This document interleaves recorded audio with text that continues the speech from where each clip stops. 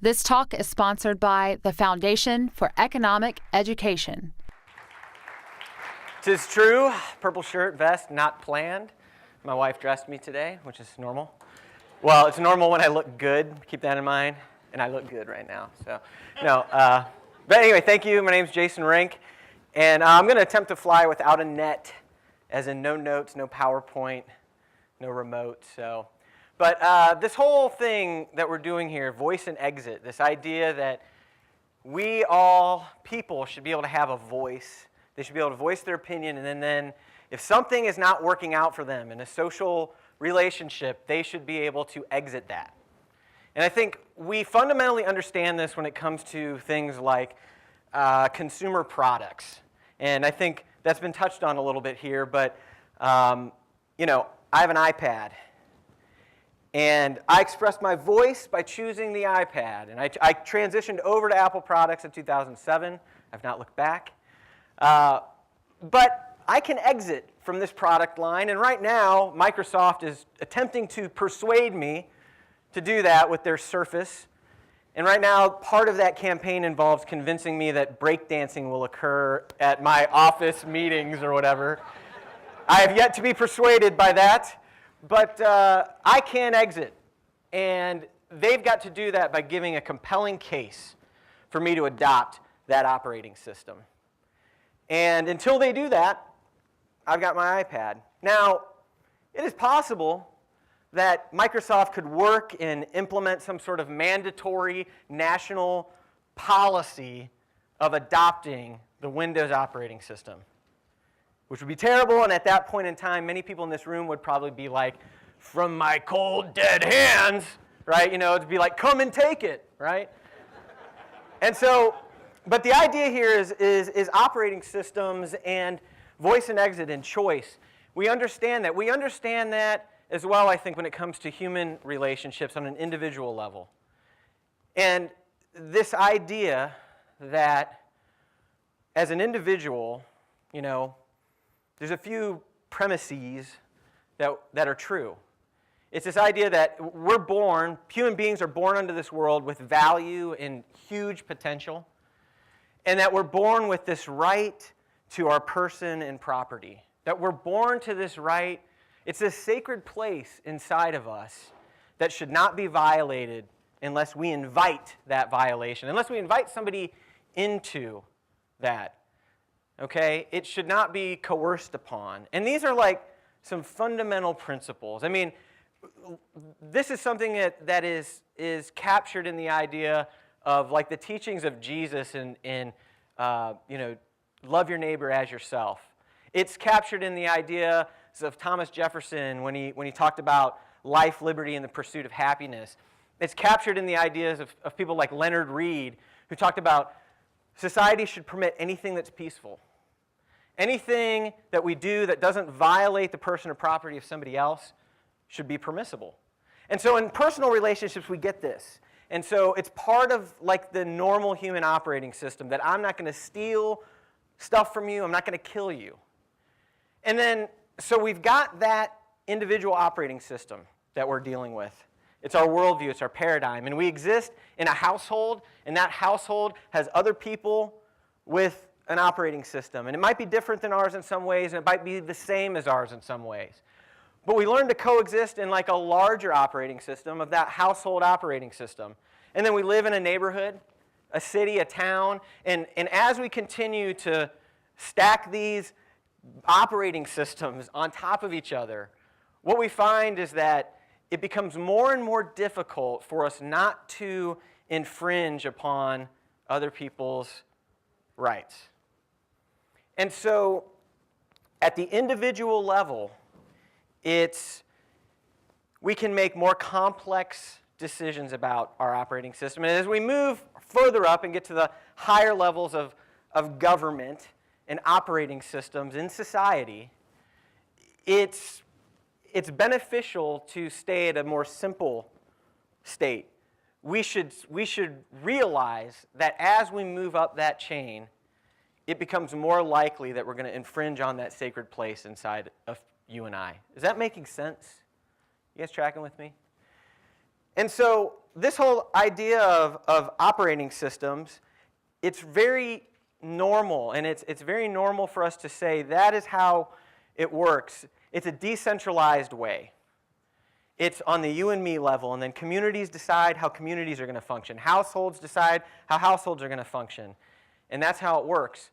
And we do that in consumer choices, but when it comes to governance at higher levels, we tend to have difficulty understanding how higher levels of governance can be decentralized. We tend to have trouble trusting certain issues to decentralization.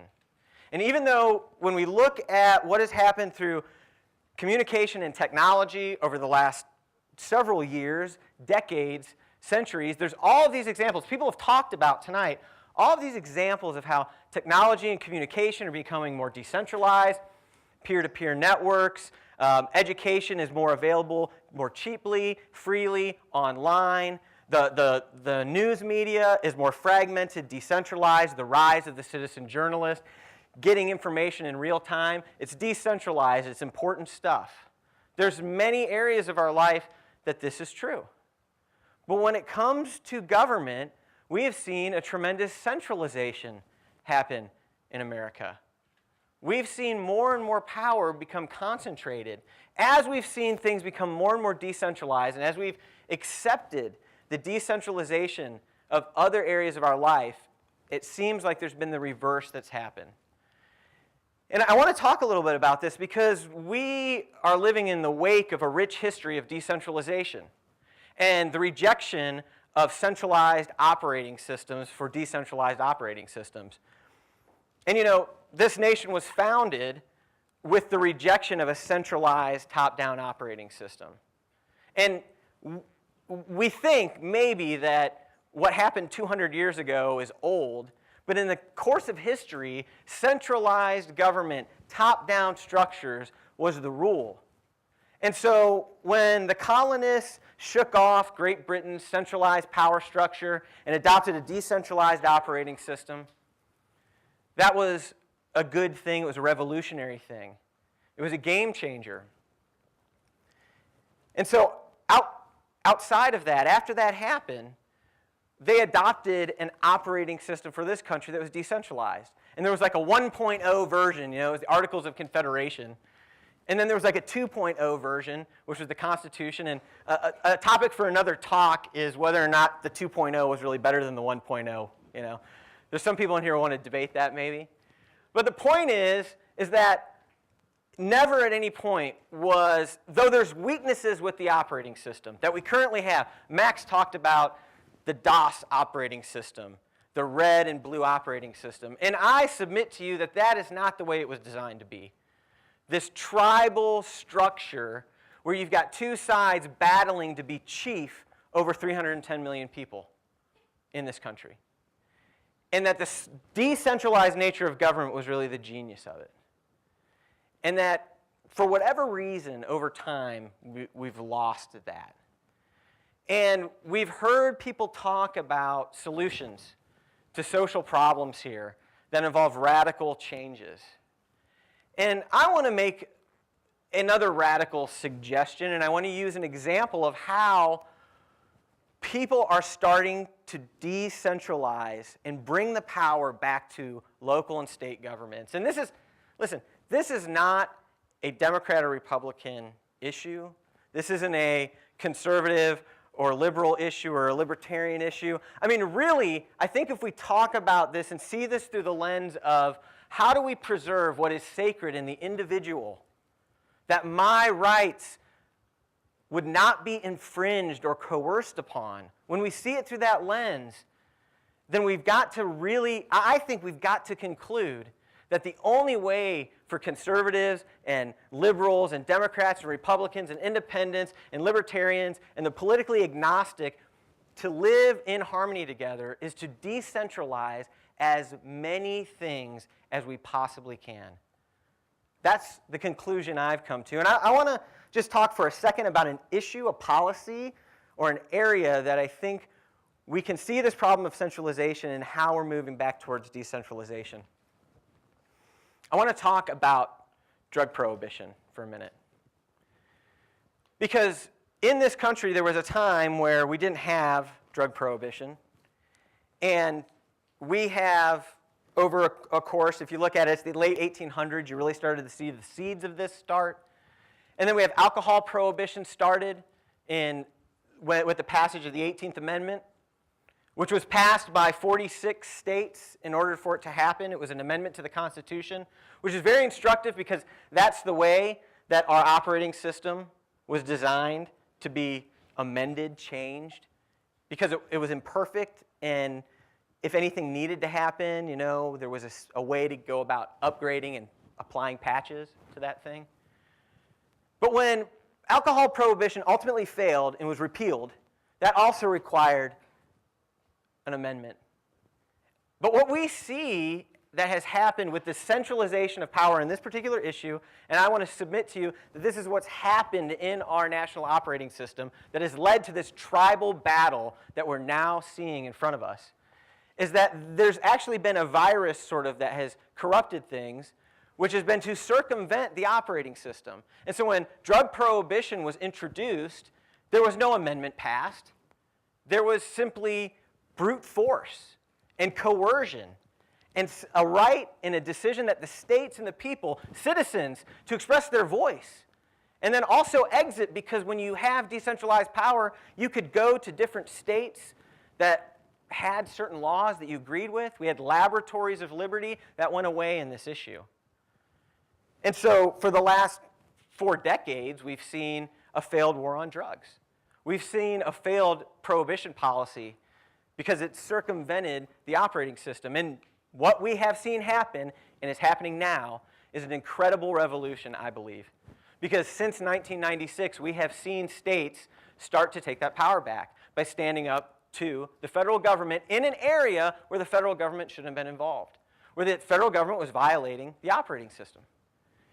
And we've seen, starting with California in 1996, when they passed medical marijuana, then another 9 states passed it, and by the time in 2005, when the Supreme Court ruled and said that it was unconstitutional for a state to overrule that federal law, what happened? Not a single state repealed that legislation. Because here's one of the benefits of a broke government and a failed empire, is it can no longer afford to enforce unconstitutional or legislation that imprisons people, millions and millions of people, for doing anything that's peaceful, for not violating the person or property of anyone else. They can't enforce those laws. And after the Supreme Court ruled, another 8 states passed it. They didn't back down. And we've seen Washington State and Colorado continue to push the envelope, and we have seen the federal government, as of yet, they have not responded to that. I believe that the states and the people have the power. We can go away off of the coast of the United States of America and build businesses. I encourage that. I think it's a good idea. But I believe we still have the power and ability to express our voice on a local, community, and state level to return those communities and make them the type of communities we want to exist in. And once we are able to do that, once we begin to do that, I believe this revolution is starting and it's getting bigger. And just because conservatives are waving the banner of decentralization, do not let that fool you in thinking that small is beautiful isn't rooted in great liberal ideas. This is an American ideal, the ideal of a decentralized operating system. Why? It preserves our human dignity and rights. That's the radical idea I want to throw out here tonight. I appreciate it. I'm over time. Thank you very much.